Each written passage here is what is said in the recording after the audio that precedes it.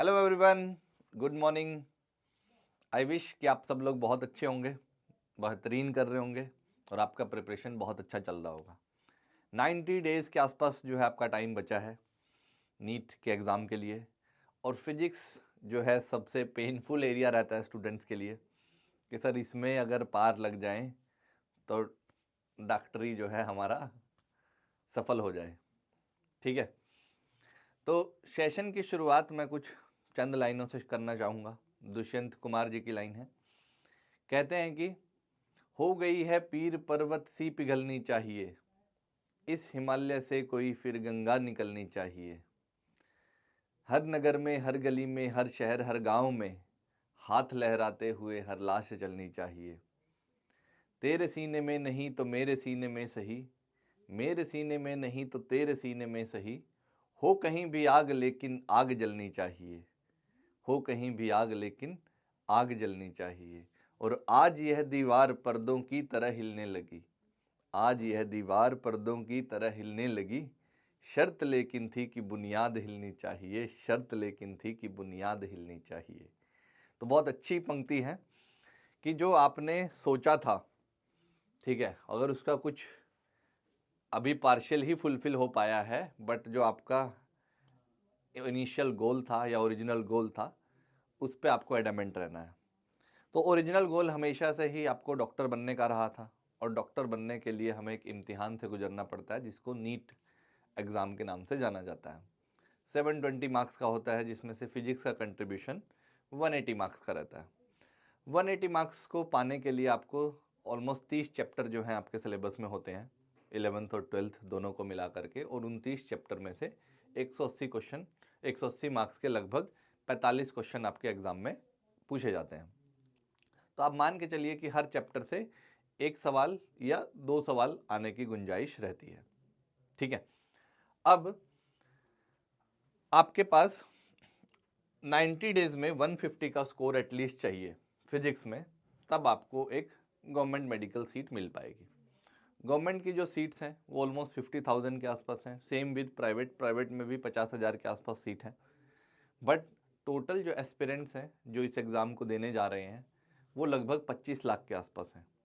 तो इसका मतलब हर 25 में से एक आदमी MBBS करने जाएगा, और हर 50 में से एक आदमी किस सीट पे जाएगा? गवर्नमेंट मेडिकल सीट को पाएगा। अब उसको पाने के लिए अगर आपको गवर्नमेंट मेडिकल कॉलेज की इच्छा है तो फिजिक्स में लगभग 150 मार्क्स आपको चाहिए होते हैं, मिनिमम है ये रिक्वायरमेंट। ठीक है, अगर आपका बायोलॉजी और केमिस्ट्री बहुत ही अच्छा गया है तो आप यहाँ पे 140 तक भी अगर फिजिक्स में बैलेंस आउट कर पाएँ तो हो जाता है। ठीक है, अब 150 मार्क्स को पाने के लिए जो सबसे बड़ा चैलेंज स्टूडेंट को लगता है कि सर फिजिक्स में कैलकुलेशंस बहुत हैं, मैथमेटिक्स का यूज़ बहुत है, और हमें मैथ्स से जो है 11th-12th में जो है कट ऑफ हो जाते हैं काफ़ी।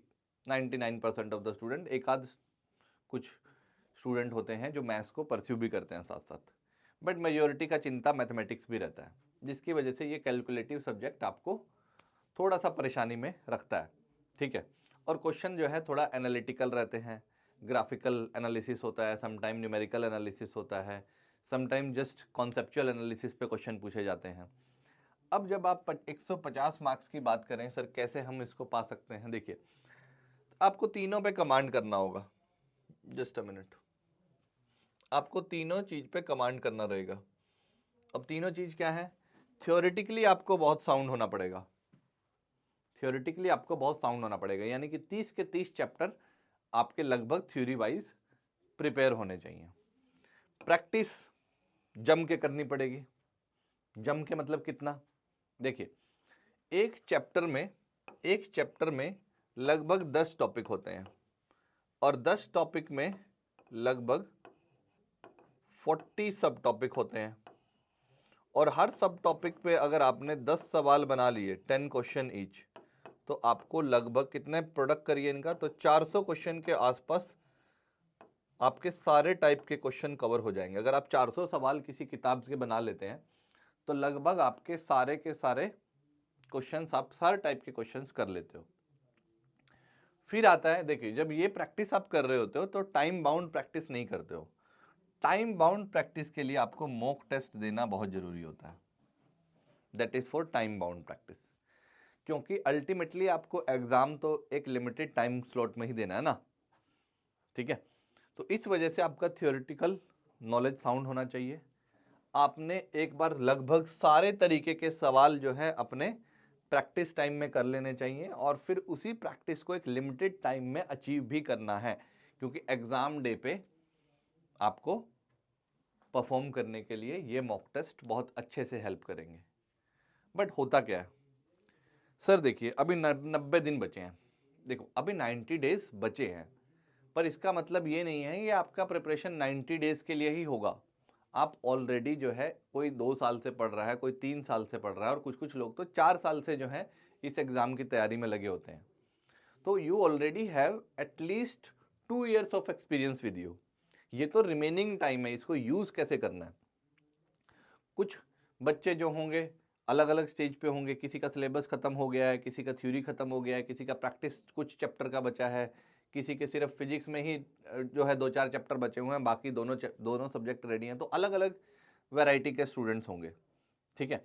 अब उनको जब वो प्रैक्टिस के लिए जा रहे हैं, ज़्यादा से ज़्यादा प्रैक्टिस कर रहे हैं, तो किस एरियाज पे प्रैक्टिस करनी है और कितने मॉक टेस्ट दे के जाने हैं, ताकि आप ये लगभग 150 का स्कोर आपका श्योर शॉट कर लें।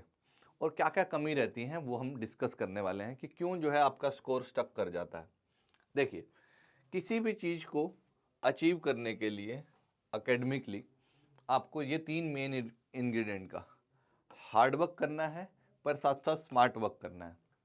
Hard work plus smart work ये है, स्मार्ट का मतलब है कि जितने घंटे बैठे उतने घंटे पढ़ाई करी, ठीक है। ये नहीं कि बैठे तो 12 घंटे थे बट आउटपुट आया 4 घंटे का, वैसा नहीं। आपको लगा कि मैं 4 घंटे बैठा तो 4 घंटे में 4 घंटे का काम कर दीजिए, ठीक है। और हार्ड वर्क मतलब उसको मैक्सिमाइज करने की कोशिश कीजिए, 10 घंटे बैठिए और 10 घंटे का आउटपुट लेने की कोशिश कीजिए।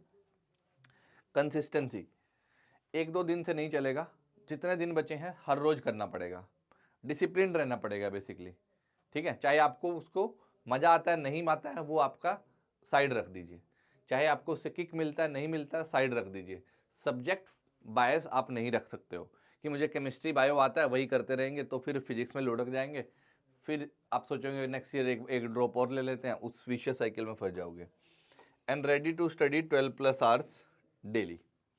अगर आप इन 3 मेन इंग्रेडिएंट आपके पास हैं, ठीक है, यानी कि अच्छी नीयत बेसिकली अगर आपके पास है, तो आप आगे जो है 150 का सोच सकते हैं। कैसे? 2 तरीके के स्टूडेंट हैं, या तो आपका सिलेबस कंप्लीटेड है, एक तो वो कैटेगरी के स्टूडेंट हैं। इस कैटेगरी के स्टूडेंट का मेनली क्या इशू रहता होगा, सर थ्योरी तो कंप्लीट हो गया, पढ़ भी लिया, बट मेरे हमेशा 100 ही मार्क्स आ रहे हैं, 96 मार्क्स आ रहे हैं, 90 मार्क्स आ रहे हैं, 100 आ रहे हैं, ये स्टक कर जाते हैं इसी में ही। उनका कभी 50 मार्क्स बढ़ ही नहीं रहा है। क्यों? क्योंकि उनको लगता तो है थ्योरी तो हो गया है, बट उन्होंने कभी प्रैक्टिस उतनी करी नहीं। क्यों नहीं करी प्रैक्टिस जी? सर 2 सब्जेक्ट पे ही टाइम खत्म हो जाता है। वो मेरा हेडेक नहीं है। आपको टाइम खत्म हो जाता है तो 2 घंटे नींद से निकालो, 2 घंटे कुछ दोस्तों को एंटरटेन करना कम करो, जैसे मर्जी करिए। आपका हेडेक है, आपको देखना है, आपको डॉक्टर बनना है, आपको सिलेबस कंप्लीट के साथ साथ क्या करना पड़ेगा वो मैं बता देता हूँ। देखिए, कॉन्सेप्ट इंप्रूवमेंट के लिए क्या करेंगे, एज केसेस को थोड़ा सा ध्यान से देखो। एज केसेस का क्या मतलब होता है, आपको लग रहा है आपका चैप्टर कंप्लीट हो गया है, बट कई बार मॉक टेस्ट में ऐसा क्वेश्चन मिला जो नहीं था, उसको थोड़ा थोड़ा नोट डाउन करो। ये नहीं कि क्वेश्चन जो है, देखो नोट्स आपके जो है इवॉल्व होते रहने चाहिए। स्टैटिक नोट बन गया उससे ऐसा काम नहीं चलता है। जो जो क्वेश्चन आपको मिलता जा रहा है नया क्वेश्चन, तो आप हर चैप्टर के बाद में ये तो पेज चिपकाओ, नहीं तो थोड़ा स्टिकी नोट से चिपकाओ, कुछ भी करके आपको उन नोट्स को इवॉल्व करना है, बढ़ाना है। आपके जो जो छोटे छोटे ट्रिक्स बढ़ते जा रहे हैं, किसी टॉपर का नोट देखोगे ना जो 700+ लाता है, उसे समझ आएगा आपको कि उसके नोट्स में वो सेम क्लासरूम में बैठा होगा, बट उसका प्रिपरेशन क्लासरूम के बाद भी वो चैप्टर में चलता रहता है। क्लियर है? दूसरा, रिवीजन कितनी बार करें। देखिए जी, रिवीजन करने का ऐसा कोई लिमिट नहीं होता है। हम 10-10, 15-15 बार रिवाइज कर देते थे जब हम पढ़ते थे ना, ठीक है। ऑर्गेनिक केमिस्ट्री जब मैं पढ़ता था तो क्या पता मैंने 40 बार रिवाइज कर दिया हो, ताकि सारी रिएक्शन, सारे नॉमेनक्लेचर, सब कुछ एकदम दिमाग पर है, टिप्स पर है। आप जिस पेज का रिवीजन कर रहे हो, अगले 4 पेज बाद का कंटेंट आपके दिमाग में रहे कि हाँ इस पेज पे ये आने वाला है, यहाँ इस कॉर्नर में ये लिखा है, यहाँ पे जो है एल्डोल कंडेंसेशन लिखा है, यहाँ रिमर टिमर रिएक्शन लिखा है, सब पता रहता था। तो मिनिमम सर कितना करें? मिनिमम 5 बार तो करिए, 5 बार फुल अच्छा रिवीजन, एकदम फोकस रिवीजन, ऐसा नहीं कि देख लिया ये। मिनिमम 5 बार आपका नोट्स आपके आंखों के नज़र के सामने से गुजर जाना चाहिए एग्जाम से पहले, अभी ये 90 दिन में कह रहा हूँ, ठीक है। वो आपको देखिए, आपको फास्ट करना पड़ेगा, आपके पास टाइम नहीं है तो आप फास्ट करोगे चीज़ों को, और पहली बार नहीं कर रहे हो, बहुत बार कर चुके हो। 300 प्रॉब्लम्स पर चैप्टर, बट देखो ये कौन से चैप्टर की 300 प्रॉब्लम? जो चैप्टर आपको लग रहा है कि फिजिक्स में मेरे गुल हैं, जैसे सपोज रोटेशन नहीं आता है, तो रोटेशन नहीं आता है बट थ्योरी लिखी पड़ी है, नोट्स लिखे पड़े हैं। अब आपके पास मैं एक चैलेंज देता हूँ कि 300 क्वेश्चन कर लीजिए, उसके बाद आपका कंफर्टेबिलिटी लेवल जो है, कॉन्फिडेंस लेवल जो है बहुत बढ़ जाएगा। ऐसे कितने चैप्टर होंगे? देखो जी, आपके पास टोटल ही चैप्टर 30 चैप्टर हैं, 30 में से सपोज आपको 100 मार्क्स तो आ ही रहे हैं, 100 मार्क्स आ रहे हैं, तो आपके जो हैं ऑलमोस्ट 15-16 चैप्टर जो है रेडी होंगे, ठीक है। सपोज मैं ले लेता हूँ कि 18 चैप्टर्स में आपको कोई डाउट नहीं है, 18 चैप्टर्स जो हैं वो तो रेडी है। अब आपके कौन से बचे सर? 12 चैप्टर्स बचे। 12 चैप्टर्स में क्या करें? 12 चैप्टर्स में आप 300 क्वेश्चन सोल्व कीजिए। कितने क्वेश्चन हो जाएंगे सर? ये तो 5000 क्वेश्चन हो जाएंगे। 5000 क्वेश्चन, 5000 हो जाएंगे नहीं, 300 का यहाँ 400 नहीं किए, 300 कर दिया आपके कट डाउन, 3600 क्वेश्चन के आसपास हो जाएंगे। 3600 क्वेश्चन हो जाएंगे तो कितना बड़ा नंबर हो जाएगा सर? इतने क्वेश्चन कहाँ से लाएंगे? इतने क्वेश्चन सर एग्जिस्ट करते हैं, आप रेफरेंस बुक में देखिए, 2 रेफरेंस बुक उठा लीजिए, 2 बुक सोल्व कर दी किसी चैप्टर की, तो 300 क्वेश्चन ऐसे ही सोल्व हो गए। 300 क्वेश्चन सोल्व करने में कितना टाइम लगना चाहिए सर? कितना टाइम लगना चाहिए? 12 चैप्टर है, 12 हफ्ते तो हैं ही आपके पास, 90 दिन, 1 महीने में 4 हफ्ते, 3 महीने में 12 हफ्ते, एक एक चैप्टर भी 1-1 हफ्ते में सॉर्ट आउट करोगे तो 1 हफ्ते में तो 300 क्वेश्चन फिजिक्स से बना ही सकते हो। धीरे धीरे धीरे धीरे करके आप लास्ट तक जब तक पहुंचोगे तो आपका चैप्टर रेडी हो चुका होगा। बट इसका मतलब ये नहीं है कि बीच में मॉक टेस्ट देना छोड़ देना। मॉक टेस्ट रोज 7-7 अल्टरनेट डे कोशिश कीजिए अगले 90 दिनों में कम से कम 25 मॉक टेस्ट लगा के जाइए। टाइम कैसे निकलेगा? You need to take care. कि कैसे सर यही तो टेक केयर नहीं हो पा रहा है। देखिए टाइम मैनेजमेंट के लिए देखिए, बहुत बच्चों को क्या रहता है कि सर कैसे रोज शेड्यूल बनाऊं, क्या सुबह बना लूं, क्या 9 बजे ये पढ़ूंगा, 9:30 ये पढ़ूंगा, 1 घंटा ब्रेक लूंगा, फिर 1 घंटे चाय पीऊंगा और ये करूंगा और रात को 12 बजे सो जाऊंगा। ऐसा शेड्यूल नहीं चलता है। आप देख लीजिए, फॉलो करके देख लीजिए, 2 दिन बाद आपको लगेगा कि ये नहीं चल पाता है। तो क्या शेड्यूल चलता है? आपका शेड्यूल होना चाहिए वीकली रिजिड रहना है, पर डेली फ्लेक्सिबल रहना है। What does this mean? ये आपका स्केड्यूल का नेचर होना चाहिए, ये आपका जो है टाइम स्केड्यूल ऐसा रहेगा। वीकली रिजिड का क्या मतलब है? कि वीकली रिजिड का सर मतलब है कि सर 50 आवर्स पढ़ना है, सपोज 60 कर देते हैं इसको, कि सर 60 आवर्स पढ़ना है क्योंकि टाइम कम ही है आपके पास, 60 आवर्स पढ़ना है। डेली आप अपना रोज चार्ट आउट करोगे कि मंडे को कितना पढ़ूंगा, ट्यूसडे को कितना पढ़ूंगा, बट 7 दिन में 60 घंटे पढ़ लूंगा। किसी दिन नहीं पढ़ने का मन किया, ज़्यादा टायर्ड हो गया या कोई घर पे मेहमान आ गया, कुछ हो गया, बाहर जाना पड़ गया, 6 घंटे ही पढ़ पाए, बट उसको जो है वीकेंड तक कंपनसेट करना है। अगर आप 6 घंटे पढ़े, वीकेंड पे मेक श्योर कीजिए कि 14 घंटे पढ़ो। सैटरडे संडे को बैठो, ज़्यादा पढ़ो, ज़्यादा क्वेश्चन लगाओ, इस तरीके से करना पड़ेगा। और अगर आपको लगता है कि 60 घंटे कोई कैसे पढ़ सकता है, तो आप बेवकूफ़ इंसान हैं, आप बेवकूफ़ बच्चे हैं, या तो आपने किसी सराउंडिंग में ऐसे बच्चे को पढ़ते हुए नहीं देखा है अभी तक। हमने देखा है, मैंने खुद पर्सनली देखा है और खुद पढ़ाई भी करी है। तो ये कोई मुश्किल टास्क नहीं होता, ठीक है। ज़रूरत क्या होती है कि वो बेसिक रीज़न क्या है पढ़ने का। 60 घंटे बैठने के लिए आपको एक रीज़न चाहिए होता है। तो डॉक्टर बनने का जो रीज़न है, वो रीज़न आपके दिमाग में होना चाहिए कि क्यों बनना है। जब वो रीज़न पता चल जाएगा, आपको 60 घंटे कम लगने लगेंगे। सही कह रहा हूँ, 60 घंटे कम लगने लगेंगे अगर आपको ये रीज़न पता रहेगा तो। क्लियर है? और अगर आप ये बेसिक इंग्रेडिएंट के बाद कि सिलेबस कंप्लीट है, आपने एज केसेस डील करते हुए चल रहे हो। एज केसेस डील करने का मतलब है कि जो भी आपको इन्फॉर्मेशन मिलती जा रही है उनको ऐड करते जा रहे हो। कोई नया फॉर्मूला पता चला, नया केस पता चला, सिलेबस के बाहर था तो भी आपने नोट कर लिया, तो आप जो है कंफर्टेबल रहोगे एग्जाम डे पे। टॉपर यही करता है। More than 5 times revision at least, ये नेक्स्ट कितने दिनों में, 90 दिनों में बात कर रहा हूँ कि आपका हो जाना चाहिए। हर चैप्टर 5 बार से ज़्यादा, चाहे आप रोज एक 15 मिनट में जो है एक बार एक चैप्टर रिवाइज करना शुरू करो, और 300 क्वेश्चन प्रॉब्लम सोल्व करा करो जो भी आपके प्रॉब्लमेटिक चैप्टर हैं। Move with this confidence for 170 plus. ये 150 प्लस नहीं दिलवाएगा, ये आपको 170 तक के लिए प्रिपेयर कर सकता है। क्लियर है सर? पर मैं ऐसा स्टूडेंट हूं जिसका तो थ्योरी ही कंप्लीट नहीं है। Sir syllabus needs to be completed. देखो, अब वो मुझे नहीं पता होगा कि आपके कितने क्वेश्चंस या कितने चैप्टर पेंडिंग है। हो सकता है कि देखो बहुत अगर बुरी गर्त में हो तो फिर ये फॉर्मूला कोई आपके काम का नहीं है, ठीक है। बट हाँ, अगर आपका 60-70%, 60% भी सिलेबस रेडी है और 30-40% ही मेहनत करनी है, तो 60% आपने ऑलरेडी होमवर्क करके रखा हुआ है। आपको 40% कवरेज पे ध्यान देना है, और 40 में से भी अगर मैं कहता हूं कि 40 में से 30 भी कवर कर लिया, 90 ही कवर कर लिया, बट वो 90 बहुत अच्छे से किया, टोटल 60 + 30, तो भी आप जो है अच्छा अटेम्प्ट दे सकते हो। ठीक है, कि छोड़ के गए बट वही चैप्टर छोड़ दो जो जिससे क्वेश्चन आता ही नहीं है, जिससे कुछ 3-4 साल में क्वेश्चन नहीं दिखा है, या दिखा है तो कभी एक क्वेश्चन आ गया तो आ गया, ठीक है, और वो मुश्किल भी हो। इन लोगों को क्या करना है? देखिए, सबसे पहले तो सिलेबस कंप्लीशन पे ध्यान दें। Try to cover 90% syllabus, at least 90% syllabus. कितना टाइम में? उसका कोई टाइम लिमिट नहीं है भाई, जितना जल्दी हो सके कर, ठीक है, जितना जल्दी तेरे से हो सके उतना जल्दी कर इसको, इसका कोई टाइम लिमिट नहीं दे सकता हूं, एसएप बेसिस पे कर, ठीक है। फिर क्या करना है साथ साथ, ये नहीं थ्योरी पढ़ के लेक्चर पढ़ के आगे, वन शॉट वीडियो देखा था सर और जो है चैप्टर खत्म, लग गया मेंटली, ऐसा नहीं होता है, उससे एग्जाम डे पे नहीं होगा भाई।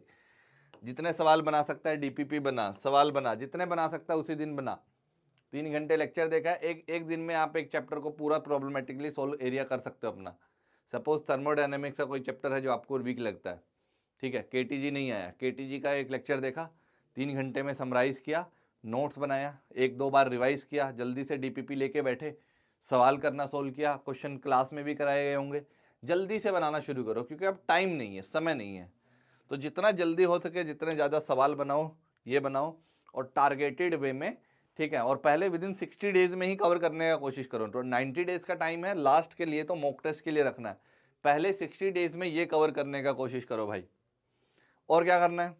रिवीजन के लिए अलग से टाइम नहीं होगा भाई आपके पास, आपको साथ साथ ही करना पड़ेगा। क्यों? क्योंकि आपके पुराने पचड़े आपके साथ चल रहे हैं, ठीक है। आपने पुराने समय में नहीं पढ़ा था तो अब ज़्यादा पढ़ना पड़ेगा, साथ साथ रिवाइज करना पड़ेगा। चाय पी रहे हो तो नोट्स पढ़ रहे हो, खाना खा रहे हो तो नोट्स पढ़ रहे हो, ठीक है। क्या करना है? एक फॉर्मूला होता है जिसको हम बोलते हैं steel the minutes, steel the minutes. एक यूपीएससी टॉपर ने ये फॉर्मूला दिया था, ठीक है। उनका क्या था, उनका आईपीएस में सिलेक्शन हो गया था। आईपीएस में सिलेक्शन होने के बाद फिर भी वो आईएएस की तैयारी कर रहे थे कि उनको आईएएस ही बनना था, बट वो ट्रेनिंग में थे, ठीक है। अब ट्रेनिंग, आईपीएस की ट्रेनिंग बहुत हेक्टिक होती है, सुबह 4 बजे उठाते हैं, रात को 9 बजे तक कुछ ना कुछ इन्वॉल्वमेंट है, कभी 2 घंटे हो गया, कभी 3 घंटे हो गया, बीच में फिर 1 घंटे का ब्रेक मिल गया ये। बट तैयारी कर रहे थे, कंसिस्टेंटली तैयारी कर रहे थे, 9 बजे के बाद भी रात को जो है 1 बजे तक बैठ जाते थे क्वेश्चन आंसर राइटिंग प्रैक्टिस के लिए, क्योंकि सिलेबस तो कंप्लीट था बट फिर भी तैयारी में रहना ना, अगले साल दूसरा एग्जाम आएगा। बट क्या करते थे? Steel the minutes. उन्होंने एक प्रिंसिपल दिया कि भाई जितने भी मिनट्स हैं चोरी करो। वो अपने मोबाइल में अपने नोट्स रखते थे, चाय पी रहे थे तो पढ़ते रहते थे, कुछ भी टाइम मिलता था तो पढ़ते रहते थे, क्लास अगर बोरिंग चल रही है तो पढ़ लेते थे, क्योंकि अगले साल फिर से एग्जाम देना था। और आपके पास तो अभी 90 दिन है, पहले अभी जो है आपका एग्जाम तो रेडी है, आपको कोई और ऐसा ऑब्लिगेशन तो है नहीं है, आपका तो एक ही फोकस है। तो स्टील द मिनट्स, अगर आपके पास समय कम है तो मिनट्स को चोरी करना शुरू कर दीजिए अपने टाइम के लिए। और क्योंकि आप डीपीपी अभी ही बनाए हो उन चैप्टर की, तो 200 सवाल और बनाना है।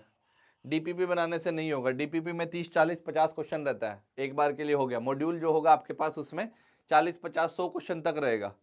200 सवाल एक और रेफरेंस बुक से बनाना पड़ेगा, किसी मटेरियल से बनाना पड़ेगा, सोल्व करना पड़ेगा, और तब जा करके आप पर चैप्टर जो जो आपके वीक चैप्टर हैं उसमें, और जो जो आपको लग रहा है कि इसमें कभी हो पा जाता है सवाल, कभी नहीं हो जाता, ट्राई टू सोल्व 200+ क्वेश्चन पर चैप्टर, और हो जाएगा। अगर आप करोगे तो हो जाएगा, नहीं करोगे तो फिर तो कुछ नहीं होने वाला है। ठीक है। और आपका गोल रहना चाहिए कि किसी भी तरीके से ये बेंचमार्क पे गिर जाना है, 150+ स्कोर पे ही जाके गिरना है। क्लियर है। तो ऐसा नहीं होता है कि जो तबीयत की बात होती है, ठीक है, एक शायर ने कहा है कि कौन कहता है आसमान में सुराख नहीं हो सकता, एक पत्थर तो तबीयत से उछालो मेरे यारो। ठीक है। तो वो तबीयत की बात है कि कितना नीयत से आपने उस पत्थर को फेंका है, सुराख तो हो सकता है। अब सर हमारा जो है बोर्ड वाले हैं, मैं बोर्ड वाला स्टूडेंट हूँ सर, मैं क्या करूँ? मैंने 2 साल नीट की कोचिंग ही नहीं ली, मैंने कुछ पढ़ाई ही नहीं करी, मैं सिर्फ 2 साल से 11वीं और 12वीं का सिलेबस किया हूँ। अब क्या कर सकते हैं सर? देखिए, अगर आप 11वीं और 12वीं का सिलेबस भी तबीयत से किए हो, है तो एनसीईआरटी, स्कूल में गए थे, एनसीईआरटी पढ़े थे, और बोर्ड में भी अगर आप सिर्फ प्योरली बोर्ड पे फोकस कर रहे हो तो आप 90-95% लाने पे ही फोकस कर रहे होंगे। तो सिलेबस कुछ अलग नहीं है, और बोर्ड में भी अभी एमसीक्यू का अच्छा खासा वेटेज है, वैसे ही एमसीक्यू नीट में आएंगे। क्लियर है। बट हाँ, थोड़ा सा क्या करना पड़ेगा आपको, रीअलाइन करना पड़ेगा अपनी प्रिपरेशन को, साथ साथ करना पड़ेगा। अगर आपका बोर्ड प्रिपेयर्ड है तो अभी से आप साथ में चालू कर सकते हैं। अगर आपको लग रहा है कि नहीं बोर्ड के बाद करूंगा तो फिर थोड़ा और कम टाइम बचेगा, तो at least start with 12th class topic, NEET के क्वेश्चन बनाना शुरू कर दीजिए, साथ साथ सवाल बनाइए। ठीक है। जितना ज़्यादा सवाल बनाएंगे उतना ज़्यादा आप उन कंफर्टेबल में, तो 12th तो रेडी कर सकते हैं। जब तक आपका बोर्ड 25 मार्च तक खत्म होगा बायोलॉजी का पेपर, तो तब तक के लिए जो है आप अपना पूरा कंटेंट रेडी कर लीजिए 12th क्लास का। फिर आपके पास अप्रैल का जो पूरा टाइम बचेगा उसमें 11th के जितने ज़्यादा टॉपिक जो जो आपके स्ट्रॉन्ग एरियाज होंगे एटलीस्ट उनको फोकस करके जाइएगा। ठीक है। थर्मोडायनेमिक्स आता है तो पूरा थर्मो कर लिया, मैकेनिक्स आता है तो पूरा मैकेनिक्स सोल्व कर लिया, पूरे मैकेनिक्स से सवाल बना लिए। तो इस तरीके से करना पड़ेगा, आपका स्ट्रेटजी थोड़ा अलग रहेगा। जो ड्रॉपर है उसका स्ट्रेटजी अलग है, जो 12th बोर्ड स्टूडेंट है उसको अभी 12th अपना लॉक कर लेना। 25 मार्च तक पेपर होंगे तो आप नीट के सवाल भी बनाते रहिए। बोर्ड में तो क्या है, आपको एक टेक्निक है, लिखना सीखना है, नीट प्रेजेंटेबल बनाना है कंटेंट को, ताकि आप ज़्यादा से ज़्यादा मार्क्स को पा सको। But what is happening with in NEET में आपको प्रेजेंटेबल नहीं बनाना है, वो बोर्ड के लिए है। नीट में आपको एक ऑप्शन टिक करके आना है बस, दैट्स इट। इतना सिंपल रहने वाला है। तो 12th बोर्ड के स्टूडेंट साथ साथ अपना 12th के साथ साथ बोर्ड के साथ साथ 12th का नीट का सिलेबस रेडी कर लें, जितने ज़्यादा क्वेश्चन लगा सकते हैं लगा लें। और जैसे ही आपका बोर्ड खत्म हो मॉक टेस्ट देना शुरू कर दीजिए। 25 मार्च को खत्म होगा तो 26 की सुबह से मॉक टेस्ट देना शुरू कर दो। 12th का सिलेबस तो आता ही होगा, 11th का रिवाइज करना शुरू कर दो। आप मई तक रेडी हो जाओगे। 4 मई के आसपास कुछ एग्जाम होगा, 5 मई को हो सकता है, फर्स्ट संडे को होता है generally, this is the trend अभी तक। बट 4 मई को अगर नहीं हुआ तो 11 मई को हो जाएगा, ऐसा कुछ होगा। तो वो डेट आने पे पता चल जाएगा।